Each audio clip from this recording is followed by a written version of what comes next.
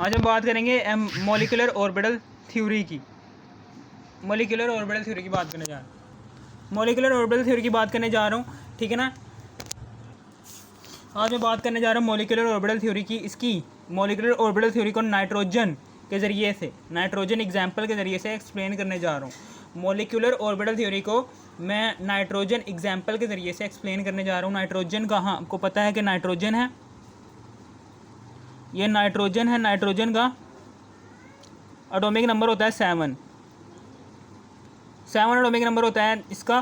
School में पता है कि सबसे पहले तो हमें पता है कि हम 4 तरीक़ों से मॉलिक्यूलर ऑर्बिटल थ्योरी की एग्जाम्पल, मॉलिक्यूलर ऑर्बिटल थ्योरी को हम की एग्जाम्पल को 4 पॉइंट्स के थ्रू एक्सप्लेन करते हैं। सबसे पहले तो हम उस एग्जाम्पल, जो सी भी एग्जाम्पल करनी है आपने, सबसे पहले उस एलिमेंट की इलेक्ट्रॉनिक कन्फिग्रेशन करते हैं।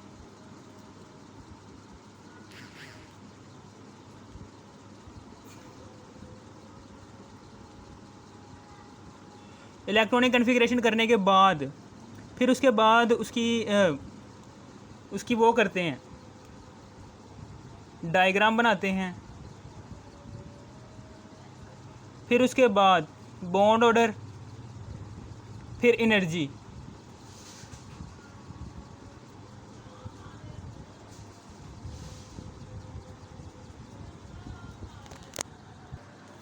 The electronic configuration of nitrogen atom is the electronic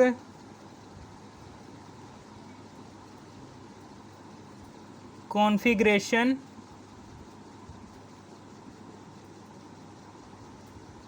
of nitrogen atom is, इसकी नाइट्रोजन का एटॉमिक नंबर होता है 7।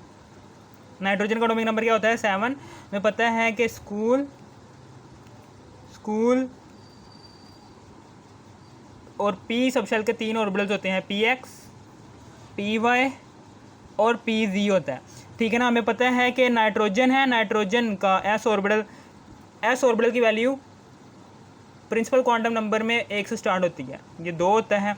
इसी तरीके से प्रिंसिपल क्वांटम नंबर की वैल्यू p ऑर्बिटल की 2 से स्टार्ट होती है, 2 और यहाँ पर भी 2।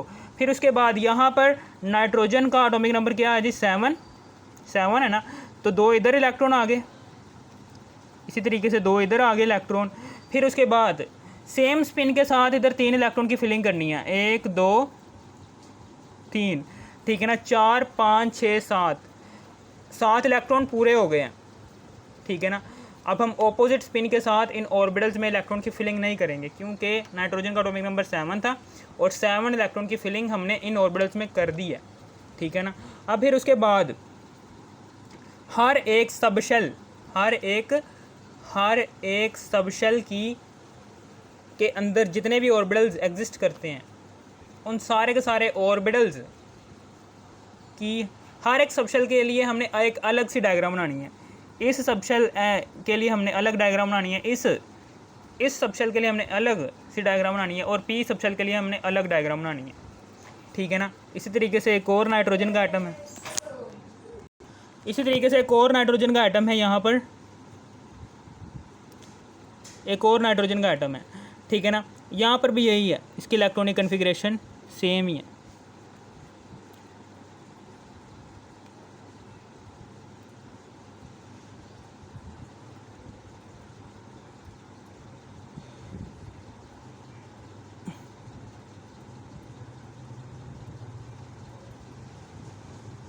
ठीक है, ये है और ये है, और यहाँ पर ये सारे के सारे तीनों के तीनों ऑर्बिटल हैं, ठीक है ना। ये नाइट्रोजन एटम है, कौन सा एटम है? ये नाइट्रोजन है, ठीक है ना। यहाँ पर ये नाइट्रोजन है, ये नाइट्रोजन का ट्रिपल बॉन्ड बन गया, ठीक है ना। और फिर उसके बाद आगे की बात करने जा रहा हूँ। इलेक्ट्रॉनिक कन्फिग्रेशन हमने कर लिया। अब इलेक्ट्रॉनिक कन्फिग्रेशन करने के बाद इसकी डायग्राम बनानी है, हमने डायग्राम बनाएंगे यहाँ पर, ठीक है। डायग्राम बनाएंगे, यहाँ पर डायग्राम कैसे बनाएंगे ये देखें कि इधर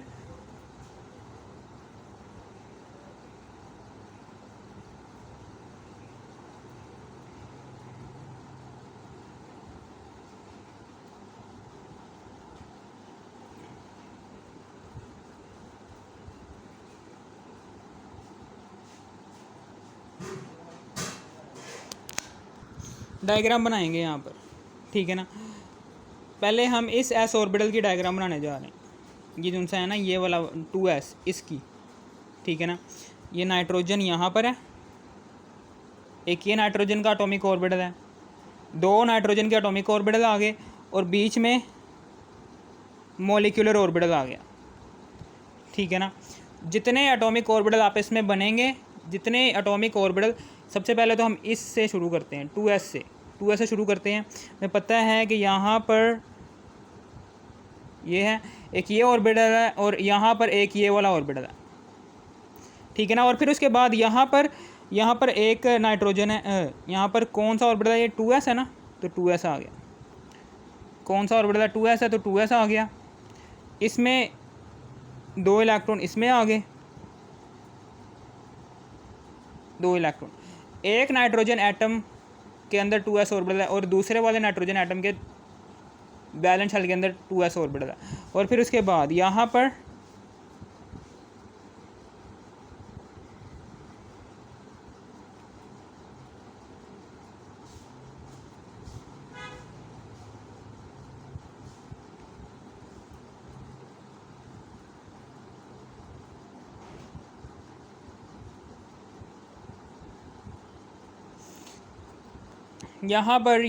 एक यहाँ पर है,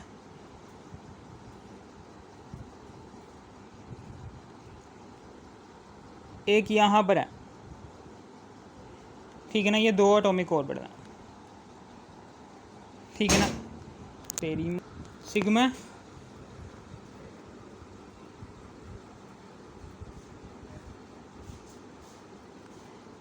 ये सिग्मा बॉन्ड है, यहाँ पर ये सिग्मा बॉन्ड बन रहा है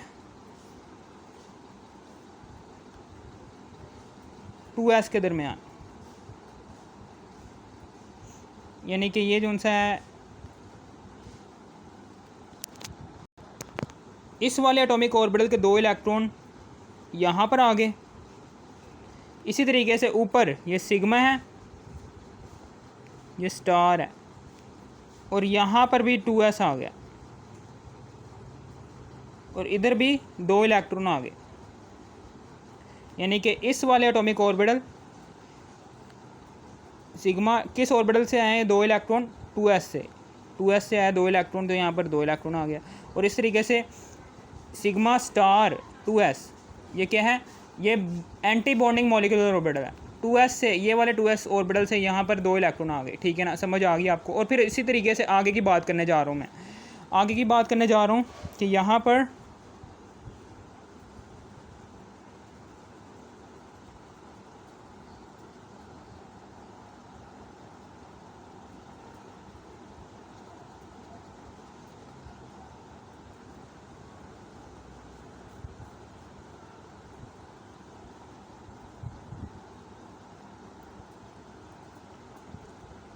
ये एस ऑर्बिटल की बात होगी। अब हम इसकी बात करने जा रहे हैं, पी एक्स, पी वाई और पी जी, इन तीनों के तीनों ऑर्बिटल्स की बात करने जा रहे हैं।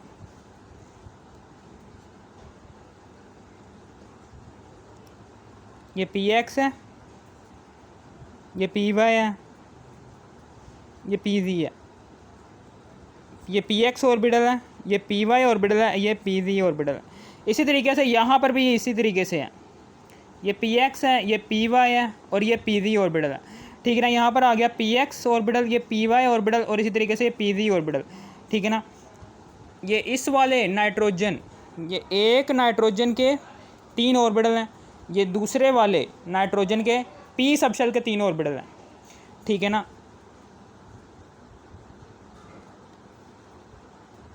नाइट्रोजन एटम के वैलेंस शेल के अंदर ये तीनों के तीनों ऑर्बिटल्स हाफ फील्ड हैं। इसी तरीके से ये दूसरे वाले नाइट्रोजन एटम के वैलेंस शेल के अंदर ये तीनों के तीनों पी ऑर्बिटल्स हाफ फील्ड हैं, बस। और क्या करना है फिर उसके बाद, यहाँ पर हमें पता है कि अब हम क्या करेंगे, नीचे यहाँ पर 2 बनाएंगे, यहाँ पर 2 ऑर्बिटल बनाएंगे, इधर ऐसे ऐसे, और यहाँ पर एक और ऑर्बिटल बनाएंगे। इसी तरीके से यहाँ पर भी ऐसे ही 2, 1,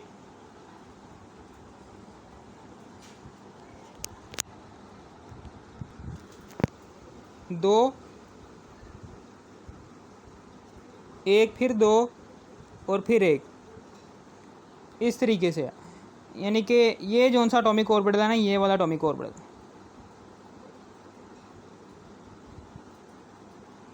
ये इसके साथ मिलेगा इस तरीके से। इसी तरीके से ये वाला जो उनसे दोनों के दोनों एटॉमिक ऑर्बिटल हैं,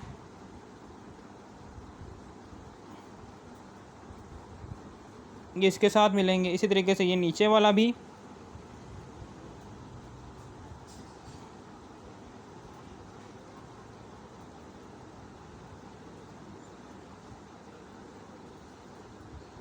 और ये भी इसके साथ। इसी तरीके से ये वाला एटॉमिक ऑर्बिटल जो उनसे है, ये भी इसके साथ नीचे इस तरीके से मिलेगा, और ये वाला भी एटॉमिक ऑर्बिटल इस तरीके से इसके साथ मिलेगा। ठीक है ना, समझ आ गई। और हमें पता है कि यहाँ पर इन 6 ऑर्बिटल्स की फिलिंग करनी है। इन 6 ऑर्बिटल्स की हमने 6 ऑर्बिटल्स के अंदर, ये 6 ऑर्बिटल्स हैं, 6 एटॉमिक ऑर्बिटल्स की फिलिंग करनी है इस मॉलिक्यूलर ऑर्बिटल के अंदर। किस तरीके से करेंगे कि ये वाले 2 इलेक्ट्रॉन जो उनसे होंगे इधर आ जाएंगे इस ऑर्बिटल के अंदर, और ये वाले 2 इलेक्ट्रॉन इस ऑर्बिटल के अंदर आ जाएंगे, और बाकी के 2 इलेक्ट्रॉन इस ऑर्बिटल के अंदर आ जाएंगे। ठीक है ना, समझ आ गई। और ये ऑर्बिटल्स तीनों के तीनों ऊपर खाली ही रहेंगे। ठीक है ना, समझ आ गई आपको। ये जो उनसे है, इसको हम नाम देंगे, ये px ऑर्बिटल है ना, ये कौन सा ऑर्बिटल है, px है। ठीक है ना, नीचे py और pz हैं, ये क्या है, ये py और pz है। ये py और pz नीचे किसकी ओवरलैपिंग हो रही है, इस py ऑर्बिटल की, और ये वाले नाइट्रोजन एटम के दूसरे नाइट्रोजन एटम के वैलेंस शेल में मौजूद py ऑर्बिटल दूसरे नाइट्रोजन एटम के वैलेंस शेल में मौजूद py ऑर्बिटल से ओवरलैप हो रहा है। ठीक है ना, यानी कि यहाँ पर 2px 2py और 2pz, इसी तरीके से ये भी 2px 2py और 2pz है। इसी तरीके से ये पाई बॉन्ड है, ये पाई जो सा है ये 2px से ओवरलैप हो रहा है, 2py, और इसी तरीके से ये भी इसी तरीके से है, पाई 2pz। इसी तरीके से ये जो सा है ये सिग्मा है, ये सिग्मा है जिसमें 2px आ जाता है। इसी तरीके से यहाँ पर भी यही है, यहाँ पर भी यही है। ये जो सा है ना, ये जो सा है पाई 2py यहाँ पर ऊपर आ जाएगा, पाई स्टार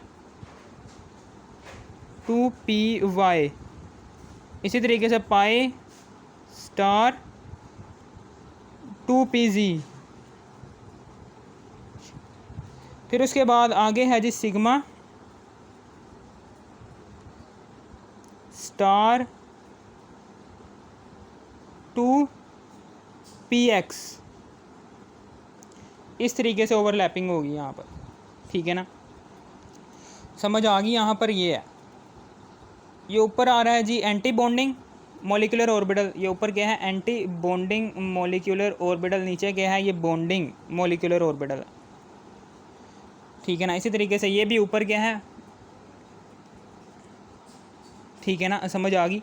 पाई बॉन्ड कब बनता है, जब py की ओवरलैपिंग होती है और pz की ओवरलैपिंग होती है, तो पाई बॉन्ड बनता है। और सिग्मा बॉन्ड कब बनता है, जब s ऑर्बिटल से मिले, या फिर px ऑर्बिटल से मिले। ठीक है ना, तब सिग्मा बॉन्ड बनता है। इस तरीके से हमने ये डायग्राम बना लेनी है। और फिर उसके बाद ये जो उनसे है, एक एस सबशेल रह गया, इस एस सबशेल की भी डायग्राम मैं बना देता हूँ यहाँ पर। ये एस सबशेल कैसे बनेगा, इस तरीके से बनेगा एस सबशेल। ये देखें, ये एस सबशेल है, एक ये है और एक ये एस सबशेल है। इसके बिल्कुल दरमियान में इधर करके ऑर्बिटल है, एक ये इसके दरमियान में इधर करके ऑर्बिटल है। ठीक है ना, ये जो उनसे है ये एस ऑर्बिटल, ये है, ये एस ऑर्बिटल है। ठीक है ना, यहाँ पर 1s है, ये एक नाइट्रोजन एटम का वैलेंस शेल में मौजूद एस ऑर्बिटल है, ये दूसरे वाले नाइट्रोजन एटम के इनर शेल में मौजूद एस ऑर्बिटल है। यानी कि यहाँ पर आ गया 1s2, इसी तरीके से यहाँ पर भी 1s2। ठीक है ना, और फिर उसके बाद यहाँ पर ऊपर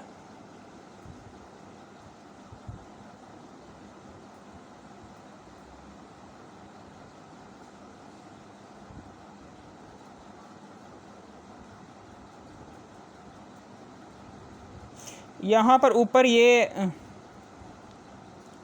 एक ऑर्बिटल आ गया और ये दूसरा वाला ऑर्बिटल आ गया, ठीक है ना। ये जो सा है ये एंटी बॉन्डिंग मॉलिक्यूलर, ये दो नाइट्रोजन एटम, ये दो, एक नाइट्रोजन एटम का एटॉमिक ऑर्बिटल, ये दूसरे वाले नाइट्रोजन का एटॉमिक ऑर्बिटल है। ये दोनों के दोनों एटॉमिक ऑर्बिटल आपस में कंबाइन होकर मॉलिक्यूलर ऑर्बिटल में आते हैं N2, ठीक है ना। यहाँ पर ये जो सा है ये वाले दो इलेक्ट्रॉन इधर आ जाएंगे, ये वाले दो इलेक्ट्रॉन ये 1s के इसमें आ जाएंगे, सिग्मा बॉन्ड बन रहा है ये 1s के दरमियान, ठीक है ना। इसी तरीके से ये वाले दो इलेक्ट्रॉन इस एंटी बॉन्डिंग ऑर्बिटल में आ जाएंगे, ये सिग्मा बन रहा है, sigma star, anti bonding molecular orbital है ये। एंटी बॉन्डिंग मॉलिक्यूलर ऑर्बिटल को हमेशा स्टार से शो करते हैं, 1s ऑर्बिटल। किस ऑर्बिटल से ये दो इलेक्ट्रॉन आए हैं? 1s ऑर्बिटल से, ठीक है ना। वही वाली बात लिख देनी है। अब फिर उसके बाद ये डायग्राम होगी, डायग्राम होने के बाद फिर हमने बॉन्ड ऑर्डर फाइंड आउट करना है। बॉन्ड ऑर्डर कैसे फाइंड आउट करेंगे? बॉन्ड ऑर्डर इस तरीके से फाइंड आउट करेंगे कि bond order is equal to, हमें पता है कि bond order is equal to number of electron present in bonding molecular orbital, इसको माइनस कर देंगे number of electron present in anti bonding molecular orbital, इसको डिवाइड कर देंगे 2 के साथ। फिर उसके बाद यहाँ पर बॉन्ड ऑर्डर आ जाएगा, number of electron in bonding molecular orbital.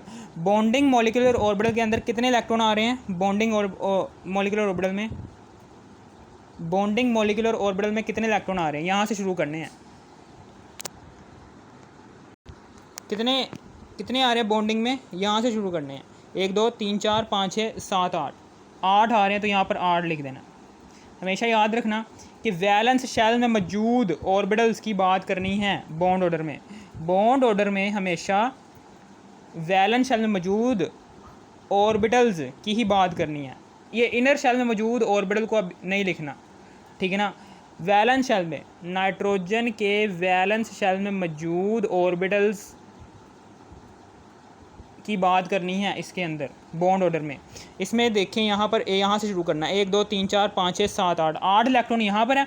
इसी तरीके से इसको माइनस कर देंगे number of electron present in anti bonding molecular orbital. Anti bonding molecular orbital में कितने इलेक्ट्रॉन प्रेजेंट है जी? ये तो खाली है, ऊपर 2 है बस, ये 2 आ गया। फिर इसको डिवाइड कर देंगे 2 के साथ, 8 में से माइनस करेंगे 2, तो 8 में से 2 करेंगे माइनस, तो यहाँ पर आ गया 6, 2 तिया 6 और यहाँ पर 3 आ गया, 3 बॉन्ड ऑर्डर आ गया।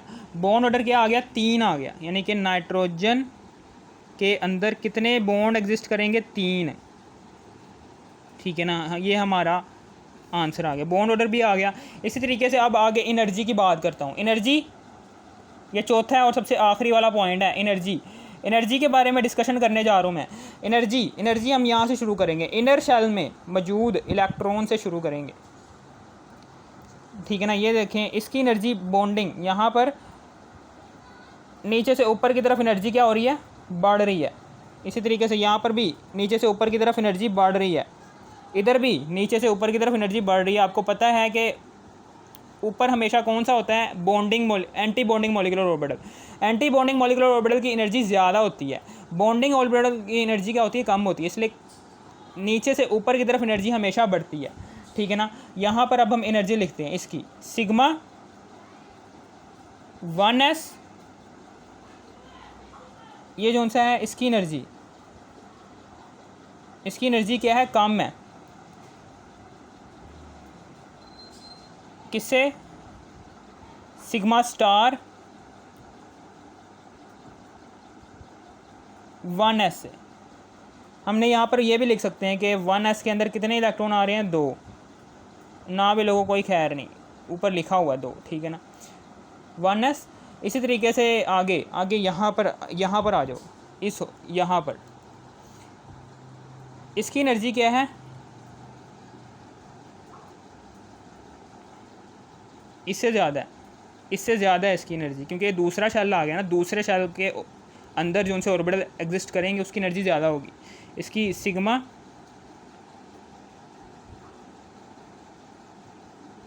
2s आ गया, ठीक है ना। और इसकी एनर्जी किससे ज़्यादा है, इससे ज़्यादा है सिग्मा स्टार 2s से, सिग्मा स्टार 2s से, ठीक है ना। और फिर उसके बाद आगे ये तीसरा, ये तीसरे वाले ऑर्बिटल की इसकी एनर्जी मैं लिखने जा रहा हूँ, ये वाले की इसकी मैं एनर्जी लिखने जा रहा हूँ यहाँ से, ठीक है ना। नीचे से शुरू करूँगा मैं, ठीक है, ठीक है ना। हमें पता है कि यहाँ पर पाई बॉन्ड की एनर्जी क्या होती है, ज़्यादा, सिग्मा बॉन्ड की एनर्जी ज़्यादा होती है। तो सिग्मा बॉन्ड को मैं पहले लिखूँगा सिग्मा 2px, ये पहले आ गया।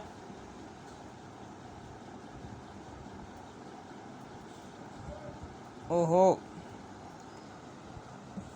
फिर इससे कम एनर्जी होती है इसकी, इन दोनों को मैं एक साथ ही लिखूँगा, पाई 2py, पाई 2py, इन दोनों की सेम एनर्जी है, पाई 2py, पाई 2py ये इज इक्वल टू होता है पाई 2pz के। और इससे ज़्यादा एनर्जी होती है किसकी, इस सिग्मा बॉन्ड की, ये सिग्मा जो सा है ना, इसकी एनर्जी होती है सिग्मा 2px, सिग्मा 2px आ गया। और इससे ज़्यादा एनर्जी होती है पाई बॉन्ड की, यानी कि इसकी, ये जो सा है ना, इसकी एनर्जी होती है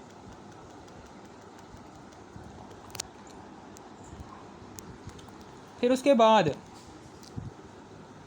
ये जो सा है ना, ये पाई बॉन्ड ये आ गया,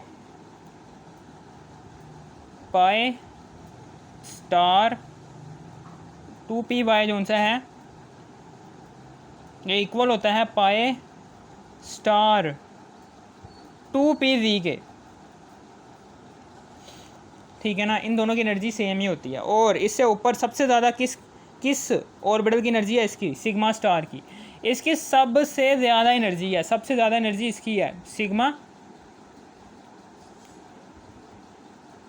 स्टार 2px, इसकी सबसे ज़्यादा एनर्जी है।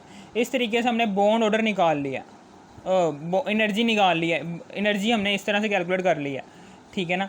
समझ आ गई आपको। यहाँ से मैंने यहाँ तक सारा एनर्जी की फॉर्मेशन कर दी। अब फिर उसके बाद आगे पैरामैग्नेटिक और डाई मैग्नेटिक बिहेवियर क्या होता है। पैरामैग्नेटिक और डाई मैग्नेटिक बिहेवियर क्या होता है, फॉर एग्जांपल यहाँ से हम कोई चीज़ गिराते हैं लिक्विड की फॉर्म में और यहाँ पर रखते हैं मैग्नेट, अगर तो ये चीज़ पैरामैग्नेटिक और diamagnetic behaviour. Paramagnetic behaviour, अगर ये चीज़ कौन सी है, ये चीज़ इस तरह से अट्रैक्ट हो, इसकी तरफ ऐसे अट्रैक्ट हो ना, तो इसको कहते हैं पैरामैग्नेटिक बिहेवियर।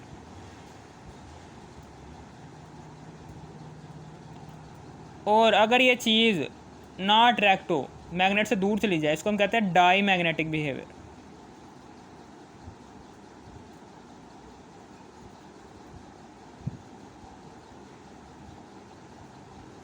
ठीक है।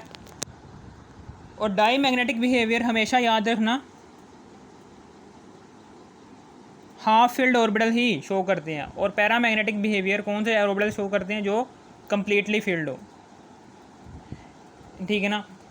ये नाइट्रोजन एटम जो सा होगा ना, अगर आप नाइट्रोजन गैस को लिक्विड फॉर्म में कन्वर्ट करने के बाद, नाइट्रोजन यहाँ पर हमने भरी हुई है लिक्विड फॉर्म में, लिक्विड फॉर्म में हमने नाइट्रोजन यहाँ पर भरी हुई है, तो यहाँ से जब हम नीचे गिराएंगे ना, तो ये क्या करेगा, ये इस मैग्नेट से दूर जाएगा, यानी कि डाई मैग्नेटिक बिहेवियर शो करेगा। इसका मतलब क्या है कि नाइट्रोजन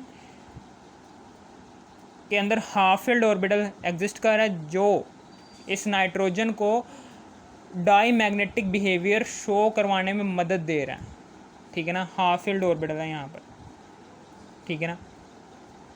ज़ाहिर सी बात है, ये देखें नाइट्रोजन है, नाइट्रोजन के वैलेंस शेल के अंदर हाफ फील्ड ऑर्बिटल्स हैं, जिसकी ये हाफ फील्ड ऑर्बिटल्स क्या करते हैं, ये इस नाइट्रोजन जो कि लिक्विड फॉर्म में नीचे गिराई है ना, ये हाफ फील्ड ऑर्बिटल क्या करते हैं, ये इसको मैग्नेट की तरफ अट्रैक्ट नहीं होने देते। जब ये मैग्नेट की तरफ अट्रैक्ट नहीं होगा तो ये डाई मैग्नेटिक बिहेवियर शो करेगा, ठीक है ना। और पैरा मैग्नेटिक बिहेवियर किसे कहते हैं कि जिसमें ये मैग्नेट की तरफ अट्रैक्ट हो रहा हो। अगर मैग्नेट की तरफ ये लिक्विड अट्रैक्ट हो रहा होता ना तो इसमें ऐसे ऑर्बिटल्स एग्जिस्ट करते कि जो कम्प्लीटली फिल्ड हैं। अगर आपको इस वीडियो की ज़रा सी भी थोड़ी सी भी समझ आ गई इस वीडियो कर दो लाइक और सब्सक्राइब और शेयर भी कर देना। Thanks for watching me.